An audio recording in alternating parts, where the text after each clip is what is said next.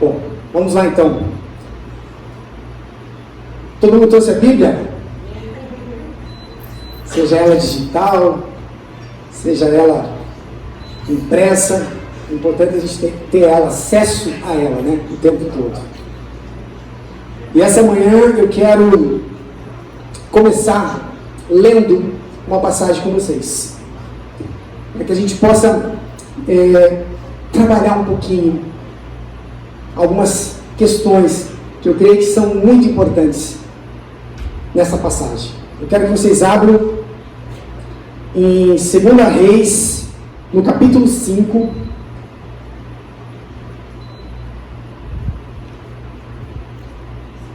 no versículo 1 ao 18.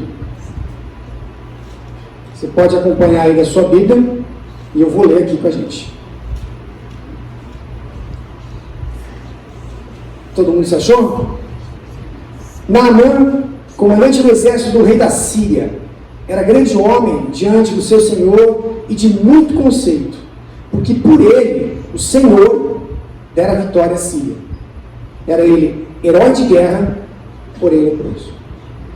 Saíram tropas da Síria e da terra de Israel, levaram cativo uma menina, que ficou ao serviço da mulher de Naamã. Disse ela à sua senhora: tomara o meu senhor estivesse diante do profeta que está em Samaria, ele o restauraria da sua lepra. Então foi Naamã e disse ao seu senhor, o rei: assim e assim falou a jovem que é da terra de Israel. Respondeu o rei da Síria: vai, anda, e enviarei uma carta ao rei de Israel. Ele partiu e levou consigo 10 talentos de prata, 6.000 ciclos de ouro e 10 vestes festivais. Levou também ao rei de Israel a carta que dizia: logo em chegando a ti esta carta, saberás que eu te enviei Naamã, meu servo, para que o cures da sua lepra. Tendo lido o rei de Israel a carta, rasgou as suas vestes e disse: acaso sou Deus com o poder de tirar a vida ou dá-la, para que se envie a mim um homem para que eu o cure de sua lepra? Notai, pois, e vede que procuram um pretexto para romper comigo. Ouvindo, porém, Eliseu, homem de Deus, que o rei de Israel rasgara as suas vestes, mandou dizer ao rei: por que rasgaste as tuas vestes? Deixa ouvir a mim, e saberás que há profeta em Israel. Veio, pois, Naamã com os seus cavalos e os seus carros, e parou à porta da casa de Eliseu. Então Eliseu lhe mandou um mensageiro, dizendo: vai, lava-te 7 vezes no Jordão, e a tua carne será restaurada, e ficarás limpo. Naamã, porém, muito se indignou, e se foi, dizendo: pensava eu que ele sairia ter comigo, pois se ia de pé, invocaria o nome do Senhor, seu Deus, moveria a mão sobre o lugar da lepra e restauraria o leproso. Não são, porventura, Abana e Fafá, rios de Damasco, melhores do que todas as águas de Israel? Não poderia eu lavar-me neles e ficar limpo? E voltou-se e se foi com indignação. Então se chegaram a ele os seus oficiais e lhe disseram: meu pai, se te houvesse dito o profeta alguma coisa difícil, acaso não o farias? Quanto mais, já que apenas te disse: lava-te e ficarás limpo. Então desceu e mergulhou no Jordão 7 vezes, consoante a palavra do homem de Deus, e a sua carne se tornou como a carne de uma criança, e ficou limpa. Voltou ao homem de Deus, ele, toda a sua comitiva, veio, pôs-se diante dele e disse: eis que agora reconheço que em toda a terra não há Deus senão Israel. Agora, pois, te peço, aceites um presente do teu servo. Porém ele disse: tão certo como vive o Senhor, em cuja presença estou, não aceitarei. Instou com ele para que eu aceitasse, mas ele recusou. Disse Naamã: se não queres, peço-te que ao teu servo seja dado levar uma carga de terra de 2 mulos, porque nunca mais oferecerá esse teu servo holocausto, nem sacrifício a outros deuses, senão ao Senhor. E nisto perdoa o Senhor a teu servo. Quando o meu Senhor entra na casa de Rimon para lhe adorar, e ele se encosta em minha mão, e eu também me tenha de curvar na casa de Rimon, quando assim me prostrar na casa de Rimon, nisto perdoe o Senhor a teu servo. E Eliseu lhe disse: vai em paz. Amém? Esta é a palavra do Senhor. E na verdade, muitos de nós, muitas vezes não estamos à espera de um milagre, ou em busca de um milagre.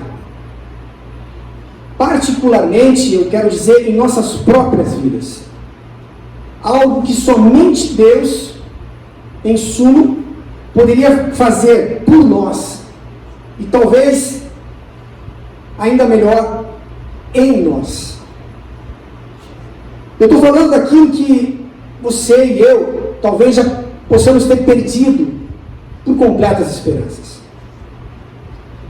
Daquilo que já esgotamos por completo as nossas tentativas de solucionar o problema.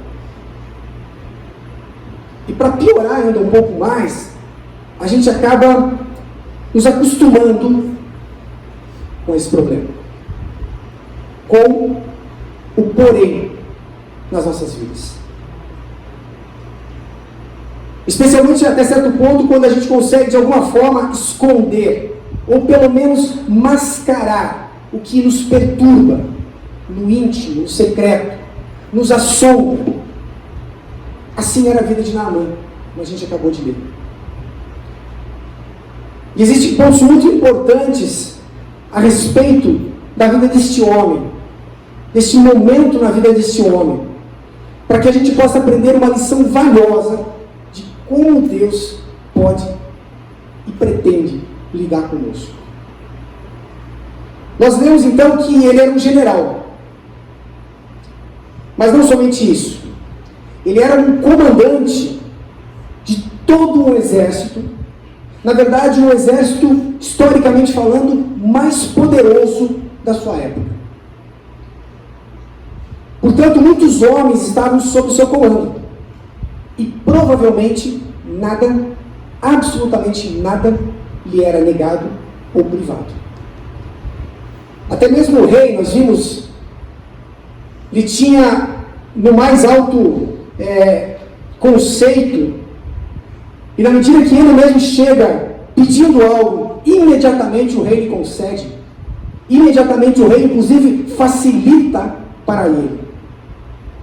Quantas vitórias esse homem já não tinha conquistado para o seu país? Quantas homenagens e reconhecimento público ele já não tinha recebido ao longo da sua vida e da sua carreira militar?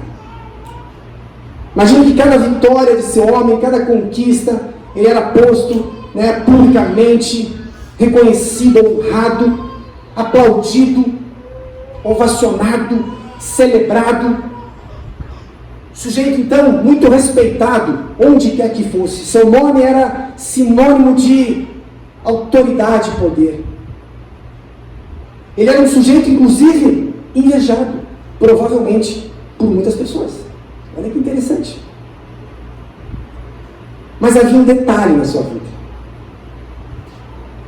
Um porém. A vida de Naamã tinha um porém.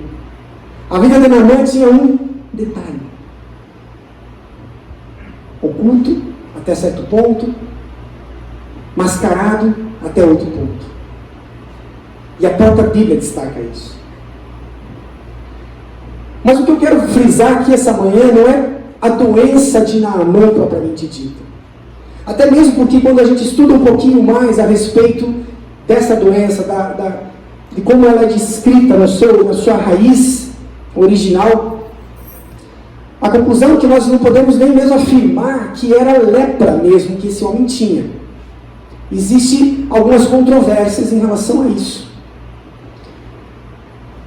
Primeiramente porque o fato dele ter interagido com judeus, com israelitas, com o próprio rei Jorão, com a sua comitiva que o recebeu ali na entrada de Samaria, todo esse processo, até mesmo com Eliseu, profeta, em nenhum momento nós percebemos algum cuidado desses homens procedendo ao ritual necessário para quando houvesse esse tipo de contaminação. Sabemos que lá em Levítico, quando um israelita entrasse em contato com um homem leproso, ele precisaria passar por um ritual de purificação. A simples presença, nem sequer um toque, mas a simples presença desse homem denotava. Ele tornava impuro, inclusive, o local, a casa, por exemplo. Então, a gente percebe que não há esse cuidado maior, a Bíblia não ressalta isso. Enfim, o ponto aqui não é a doença em si.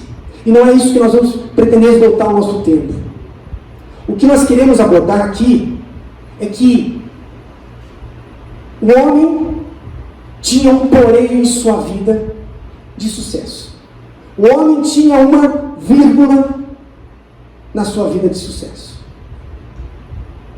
E assim como qualquer um de nós, quando olhados de fora, especialmente através das lentes das redes sociais, por exemplo, podemos parecer como Naamã. Pessoas de sucesso. No trabalho, na família, na carreira, na vida pessoal, nos relacionamentos em geral, muitas viagens, conquistas, reconhecimentos dos mais variados. Entretanto, somente nós, e talvez quem esteja mais próximo, conheça algum porém nas nossas vidas. Alguma vírgula que ainda nos assombra, que ainda nos incomoda, que ainda perturba, que ainda falta para ser resolvida. E por mais que a gente tente lidar com ela, superando, tentando lidar, abafando, o máximo que a gente consegue muitas vezes é mascarar. Como era esse homem? Com certeza ele usava de artifícios para poder minimizar as suas marcas publicamente. Cobria, usava de maquiagem talvez, enfim, ele tentava lidar com o processo. Ele tentava minimizar e não valorizar aquilo até certo ponto. Mas o fato é que existia. E com certeza em algum momento na sua vida, no seu íntimo, todo o resto não era suficiente para suprir esse porém. Tudo aquilo era insuficiente para desfazer aquele simples, entre aspas, porém. Sabe quando a pessoa está nua diante do espelho, só ela, ou talvez a pessoa mais próxima, muitas vezes o cônjuge, e você tem que olhar e enfrentar esse porém. Você se dá conta que ele ainda está na tua vida. Você se dá conta que aquilo ainda está por resolver. E para quem não pegou ainda o fio da meada, eu não estou falando aqui de nudez física, obviamente. Eu me refiro a olharmos mais profundamente, mais minuciosamente, mais criticamente para as nossas emoções, os nossos sentimentos, as nossas aspirações, os nossos valores, aquilo que somente nós, no íntimo, e talvez, como eu já disse, alguém que esteja muito próximo da gente, conhece. Essa era a vida de Naamã. Ele não era talvez o tipo do cara que abria isso para todo mundo, mas eu quero crer que no seu íntimo, ele, de uma maneira figurada talvez, sofria chorando por aquele problema. Como minha vida seria bem melhor se eu não tivesse esse problema. Seria plena, seria completa, mas falta. E assim talvez seja a sua vida, a minha vida, não é verdade? A gente sente que chega num ponto onde a gente obteve tantas coisas, onde a gente conquistou tanta coisa, e aparentemente a gente consegue transmitir essa imagem. Mas no fundo, ainda tem, eu não diria gigantes, mas eu prefiro usar fantasmas que nos assombram. Percepções que ainda, puxa, eu não gostaria de ser assim. Eu não queria pensar dessa maneira. Eu não queria ter agido daquela forma. Eu não queria ter falado o que disse. Sabe quando aquilo ainda te aborrece, te incomoda, te perturba, atrapalha? E muitas vezes é usado inclusive como um gatilho para despertar toda uma atividade eu diria sobrenatural, espiritual, que te põe numa situação de, tá vendo? Você pensa que é tudo isso, mas na verdade você é só isso. É como se tudo o resto que você fosse e tivesse conquistado para si mesmo. Não que alguém possa colocar o dedo contra ti, mas é você mesmo se cobrando desse problema, desse porém na tua vida. E não se trata de somente se aceitar. Eu creio que especialmente a vida com Deus, ela traz para nós uma promessa, ela carrega consigo uma expectativa de plenitude, amém? Demais. Portanto, aquele adágio popular de que se melhorar estraga, é bobeira, é tolice. Em Deus sempre há mais, sempre há melhor, sempre há uma possibilidade de conquistar mais, de ser mais, de realizar mais. Eu creio que essa talvez seja até a natureza humana, a expectativa de você sempre querer algo mais. Com exceção do que nós vimos na Índia alguns anos atrás, quando estivemos lá, quando observamos um espírito de resignação. Sabe, aquela sensação de aceitar o seu destino, o seu karma, como eles costumam dizer, porque seu Deus quis assim. Eu não vi em nenhuma outra parte do mundo, eu não vi em nenhuma outra parte alguém necessariamente ser obrigado a aceitar isso. Naturalmente, as pessoas lutam com isso. E eu, na verdade, acredito que Naamã também tenha buscado em toda parte a solução. Esse cara era um homem de conquista. Era um guerreiro, era um homem que viajava muito, provavelmente. E eu tenho certeza que ele conhecia muitas culturas, muitos locais diferentes. E provavelmente em cada local que ele chegava, ele poderia enviar alguns dos seus mais chegados, buscando se naquela terra, naquele lugar, haveria talvez uma solução para o seu porém. Haveria talvez uma forma dele resolver isso. E com certeza, assim como Naamã, eu e você já tentamos resolver nossos problemas dessa forma. Buscando soluções. Aqui e ali, viajando, entre aspas, até certo ponto, para lugares, não geograficamente falando, mas buscando em lugares diferentes, respostas, soluções, do meu jeito, da minha maneira, da minha forma. Alguém falou isso, eu vou lá ver e faço, me sujeito. No nosso caso, até mesmo a outros deuses servimos. De alguma maneira, de certa forma, nos prostramos a eles e esperamos, ansiamos o nosso milagre. Todo mundo aqui quer ser melhor, amém? Todo mundo quer ser uma pessoa melhor. Todo mundo quer. E nós buscamos isso. A literatura é farta disso. Hoje tem informação para tudo que é lado. E nós vamos sempre tentar buscar algo. É a nossa necessidade. É o desejo de querermos fazer isso. Mas até certo ponto, da nossa maneira. Do nosso jeito. Do nosso tempo. Até que uma bela manhã, como essa aqui, por exemplo, uma menina, no caso de Naamã, ou alguém, no caso nosso, dá um testemunho a respeito do seu Deus. Fala algo a respeito da grandeza do seu Deus. Um simples testemunho para a esposa desse homem desperta algo na vida dessa família, especialmente de Naamã.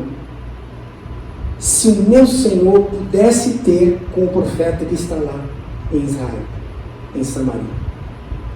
Ela falou só isso. Ela não chegou a ir além, talvez, mas ela já criou uma expectativa. E é exatamente isso. Para quem tem sede, para quem tem vontade, para quem tem disposição, para um bom espremedor, meia laranja basta. Amém? Você escuta algo, você vai. Aquilo te chama. Se você sabe que existe uma possibilidade, você quer ver. Isso foi Naamã. E o primeiro ponto que a gente precisa aprender aqui nessa história, se nós de alguma forma nos relacionarmos com a vida de Naamã nesse porém, nós precisamos ver que o desenrolar todo da história veio por conta dessa menina. Tudo aconteceu por conta da ousadia dessa menina. Ousadia por quê? Porque ela era uma estrangeira, uma crente na casa de pessoas pagãs.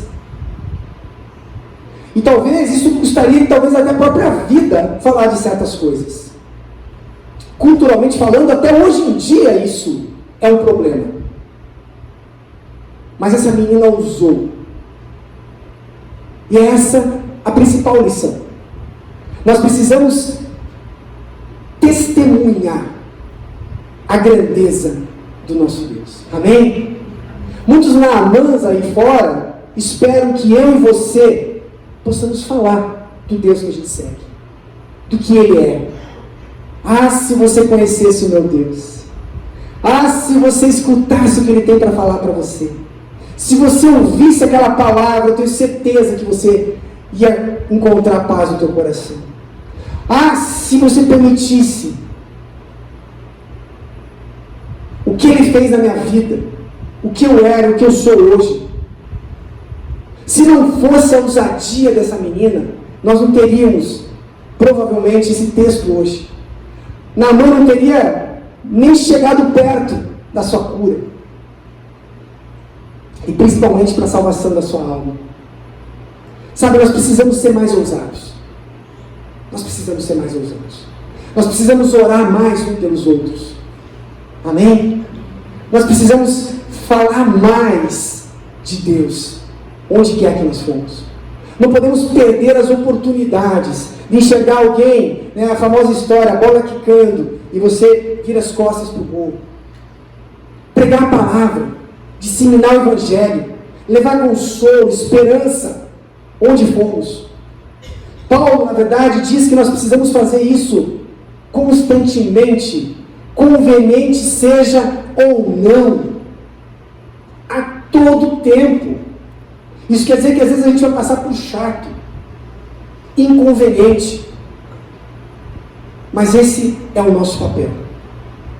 Prega a palavra, insiste, em tempo, fora do tempo, aconselha, repreende, encoraja a sã doutrina. A própria Salmo fala: as multidões, eu anunciei os teus atos de justiça, pois os meus lábios não se puderam conter. Sabe o que é isso? É algo dentro de você que você não consegue impedir que saia. Quando alguém fala alguma coisa, aquilo transborda de dentro de você. Transborda? Amém? Sabe aquela coisa assim natural, que flui? Uma torneira aberta, ela simplesmente flui. Os meus lábios não puderam se conter. Eu precisei falar. Eu tive que declarar das tuas grandezas, os teus feitos, quem tu és. É o que essa menina fez. Essa escrava, essa prisioneira, ela ousou falar. E mudou a história de um homem, e nós vamos ver, de uma família, e talvez de muitas pessoas ao seu redor. Sabe alguém chegar e dizer assim: não estou muito bem hoje, posso orar por você? E já pôr um sorriso na cara. Estou com um problema lá em casa, vamos orar sobre isso? Você está triste? Você permite que eu faça uma oração por você? Olha que interessante. Há tempo e fora do tempo. Eu aprendi na minha vida que, até hoje, nunca ninguém, nem mesmo pessoas que eu sabia que não criam em Deus, não eram ateus necessariamente, mas não tinham essa fé dentro de si, nunca rejeitaram um pedido de oração. Posso orar por você? Nunca. Porque existe dentro de nós uma necessidade de ser sanado, de ser curado. Amém? Isso ele creu. Aquela chama acendeu e ele foi atrás. A mulher dele contou e falou: opa, pera lá, esse cara nunca tinha ouvido falar. E ele já mexeu os pauzinhos dele. E ele fez o que ele tinha que fazer. Ele construiu a sua ida. Ele foi em busca do seu milagre. E esse é um grande ponto. Esse é um grande ponto. Nós percebemos que a necessidade pessoal, existem coisas que nós temos que fazer. Existem coisas que nós temos que proceder para chegar até aquilo que nos espera. Que está garantido para todos nós. Amém? E ele fez o que estava ao alcance dele. Lidou com toda a diplomacia da época, pedindo cartas. Isso, inclusive, trouxe um certo prejuízo de tempo. Quase colocou tudo a perder. Porque nós vimos que ele chegou até o rei Jorão e se apresentou diante dele, porque talvez fosse uma questão diplomática. Olha, eu vou entrar aqui, eu vou precisar falar com o rei primeiro. O rei entendeu tudo errado. Achou que eles estavam querendo romper as relações diplomáticas. A Síria, na época, já estava de olho em Israel fazia algum tempo, já havia algumas investidas no território de Israel, tanto que essa menina estava na casa de Naamã por causa disso. Então, até certo ponto, Israel era uma espécie de reino vassalo da Síria, um reino ascendente. E o que acontece é que esse rei quase coloca tudo a perder. E o ponto é esse. Sabe quando a gente começa a construir a nossa ida até o milagre e a gente vai nas pessoas erradas?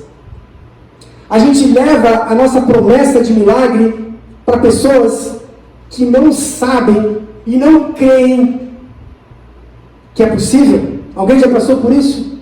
Quando alguém compartilha a expectativa de um milagre com pessoas que não valorizam isso, com pessoas que pelo contrário, destroem ainda os seus sonhos. Você está louco? Está pensando que isso é possível? Você é doido? Pessoas que se pegam tão fortemente numa promessa de cura, mas que ao compartilhar com alguém, vê os seus sonhos, a sua expectativa, a sua esperança indo por água abaixo. Por quê? Porque vai na pessoa errada. Compartilha a sua esperança, todo o seu trabalho de busca com a pessoa errada. Essa é uma lição que a gente precisa aprender. Nós temos que estar muito centrados. Porque essa menina falou claramente. E eu quero deixar de lado essas questões diplomáticas, porque o ponto aqui é a simbologia toda. Esse homem foi no lugar errado. E por conta da ignorância desse monarca, que não lembrou da presença desse homem de Deus no seu próprio território, na sua própria cidade, colocou quase tudo a perder. Mas Deus, a sua misericórdia, falou: não. Eu tenho um propósito na vida desse homem. Avisou o profeta: olha, ele está aqui já. Manda chamar. Ele falou: o que Eliseu fez. Manda vir para cá. Manda para mim. Você está entendendo tudo errado. Vem aqui que eu resolvo. Naamã foi.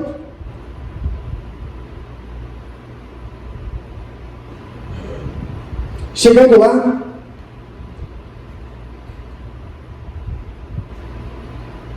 nós aprendemos uma outra grande lição. Como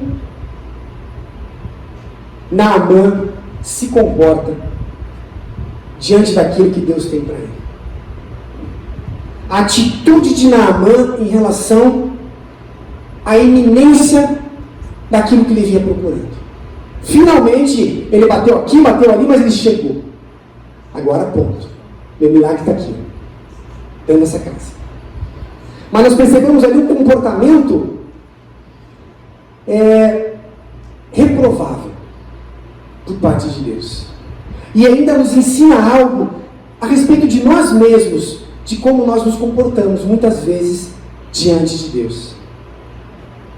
Nós lemos lá primeiramente que a chegada de Naamã é triunfal. Não é verdade? Cavalos, um mini exército, carroças. Certo, ele empilhou o cavalo na frente do Eliseu, da casa do Eliseu, fez o cavalo relinchar. Alguém tocou cornetas, porque ele era o cara. Ele era o cara. Então ele fez todo um enredo para avisar Eliseu da presença dele. Eu sou o cara. Vamos ver o que esse profeta tem para mim. Vamos ver o que esse pregador vai falar que eu não saiba. Quantos de nós já nos sentaram para escutar algo assim? Vai pregar de novo o filho pródigo.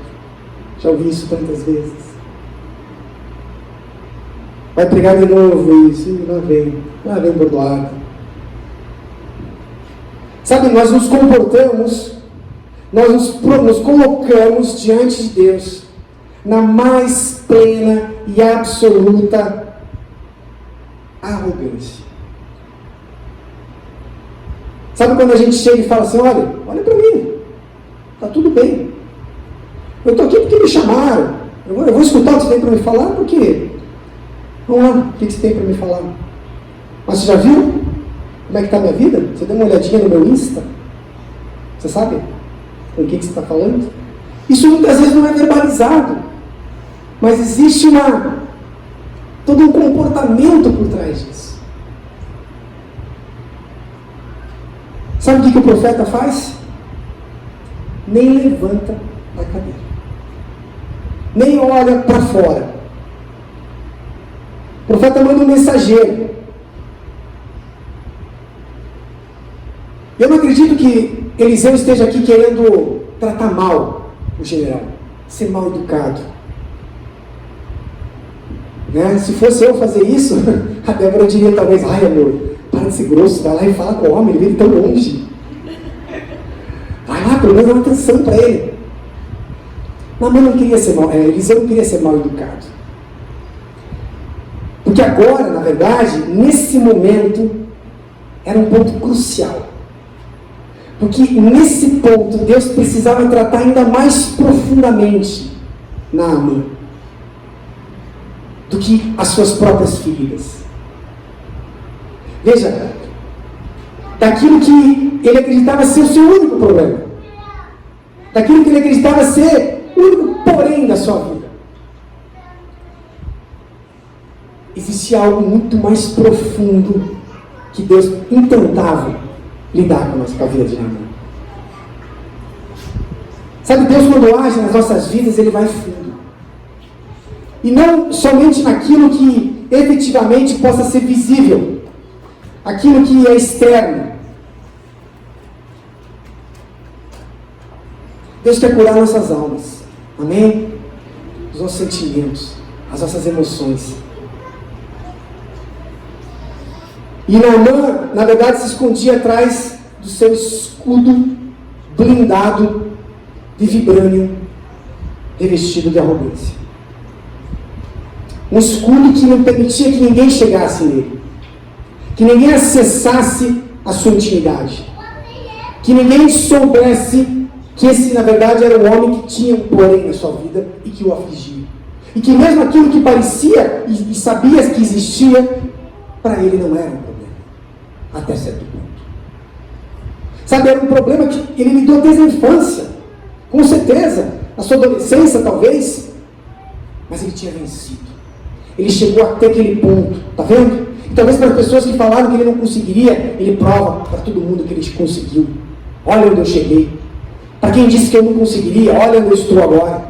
Comandante, general, um homem de sucesso.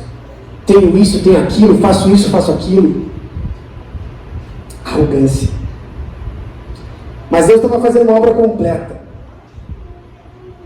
Sabe, muitas vezes o que nos leva a Deus é um ponto. Na verdade, é um porém. A maioria das vezes. É um casamento falido, uma perda, uma desilusão, um problema de saúde, tudo. Nós vamos até Deus e aquela história de se não é por amor, é pela dor, e na verdade, via de regra, é pela dor. Mas o que nos leva para perto dele, geralmente, é só a ponta do iceberg. Vocês já perceberam isso? Quando a gente chega na igreja, a gente acha que até certo ponto eu estou aqui por causa disso. Mas a gente não se dá conta da dimensão do que tem que ser feito nas nossas vidas.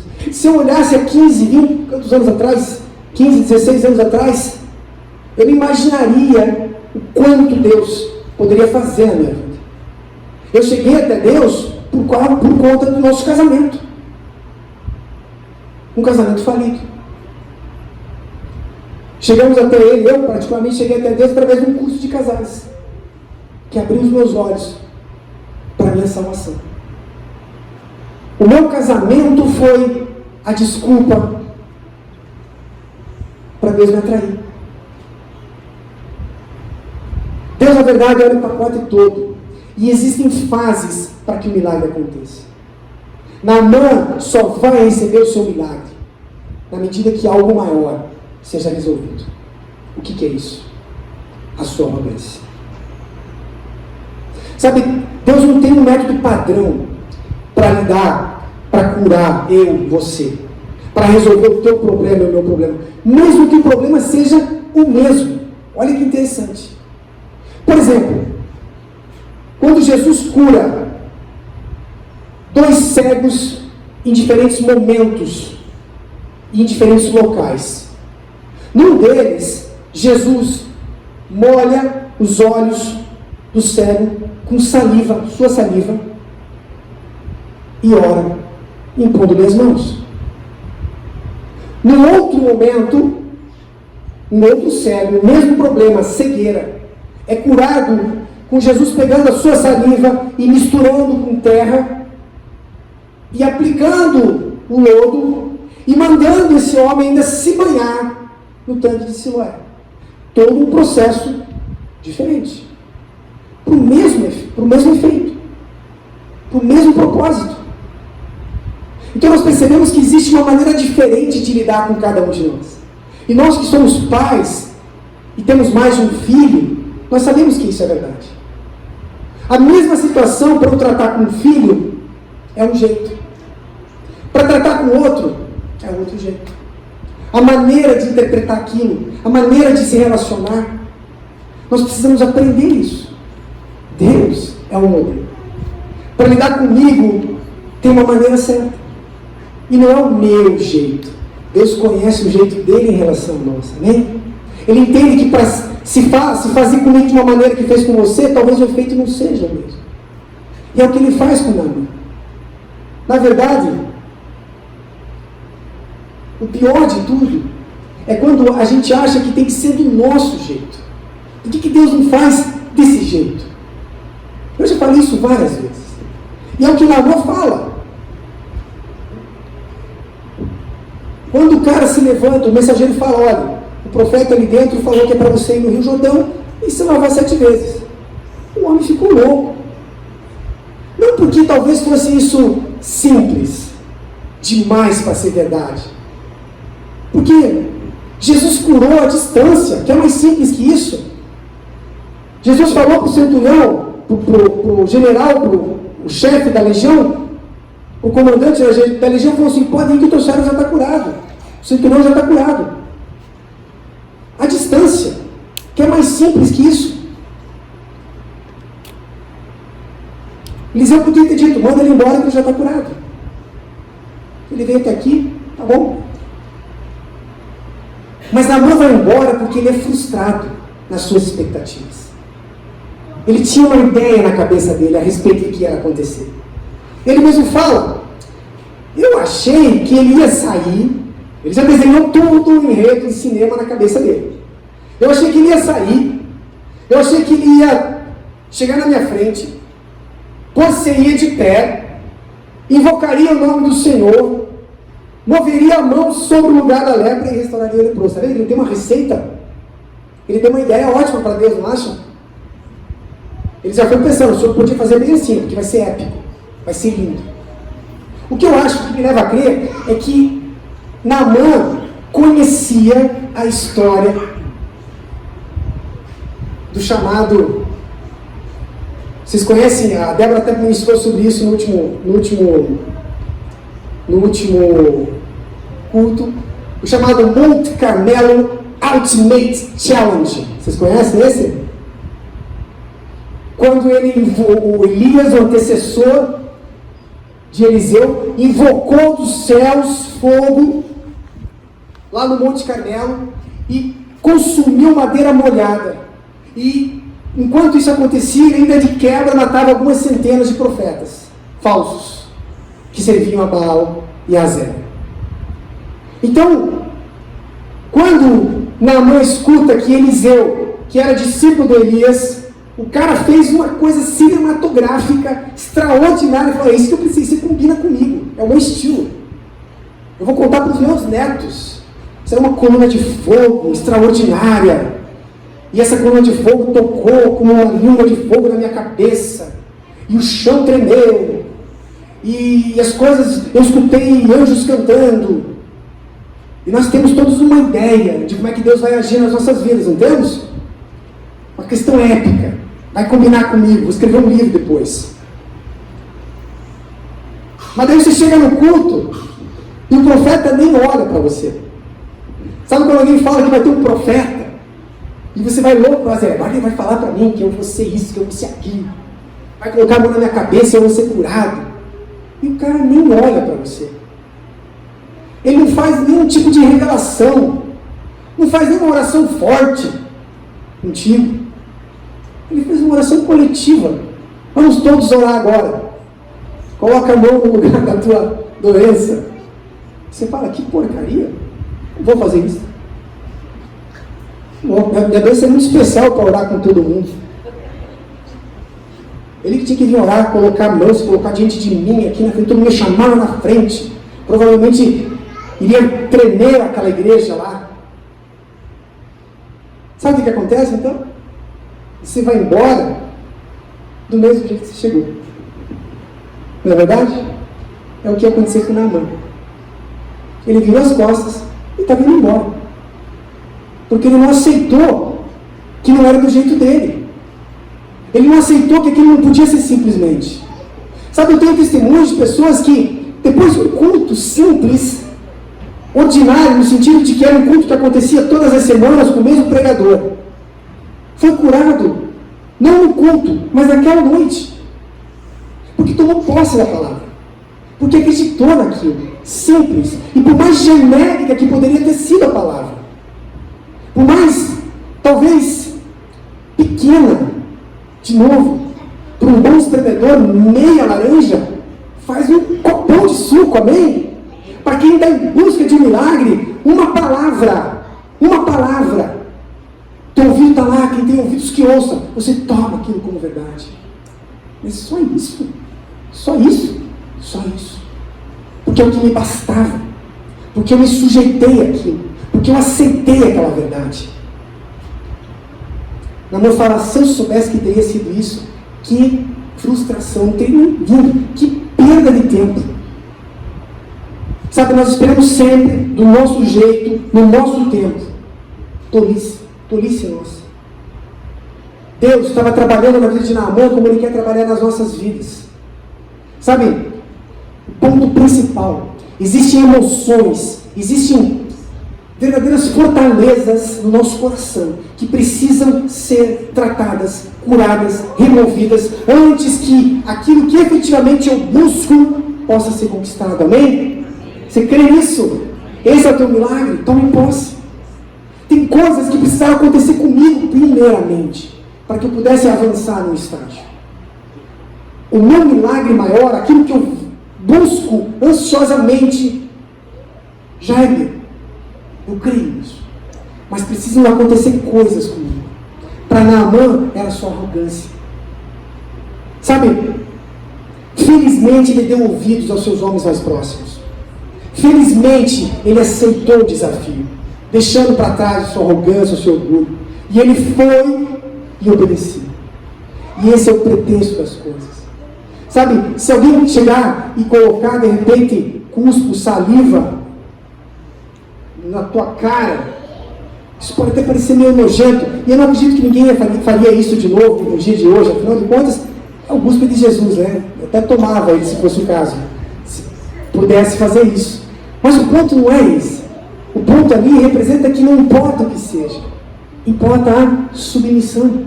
Por mais simples. Ele falou, mas tem coisas tão mais difíceis. Tão mais difíceis. Mas por mais simples que seja, o propósito maior é a submissão. Até porque eu não acredito que o fato de se submeter a 7 banhos consecutivos pudesse ter um resultado final em si. Não havia uma mística sobre isso. O que estava por trás disso era a obediência de Naamã. O que estava por trás disso era a disposição dele de obedecer. Perceba, um homem acostumado a mandar. Mandava. Dia e noite, até em casa, devia ser um saco. Nós estávamos falando sobre isso, nossos pais mandam os filhos. Imagina o cara, pai militar. Ele tinha que obedecer. Literalmente baixar a bola. E mais do que isso, ele precisava ficar seminu, em frente a muitos.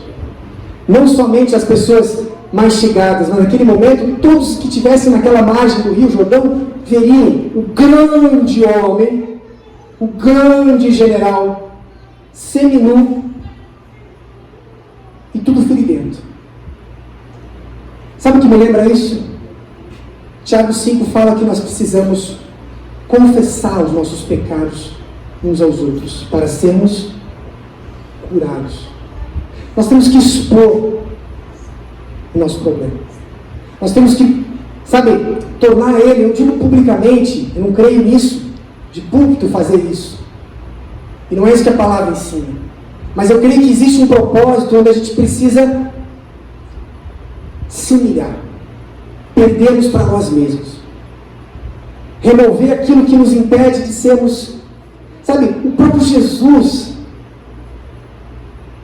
foi colocado nu. Eu acredito que ele estava semi-nu naquela cruz. Eu não acredito que aqueles homens algozes tenham tido um cuidado de cobrir as suas partes íntimas, depois de tudo que fizeram com ele. Os filmes ele é retratado lá com uma zorbinha, mas eu não acredito que isso foi verdade. O fato ali, eles queriam realmente envergonhá-lo. Eles queriam fazer o máximo possível.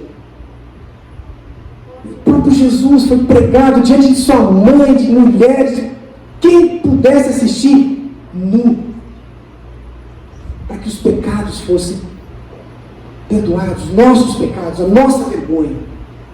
Esse homem precisou ficar ali, exposto, se submetendo por 7 vezes.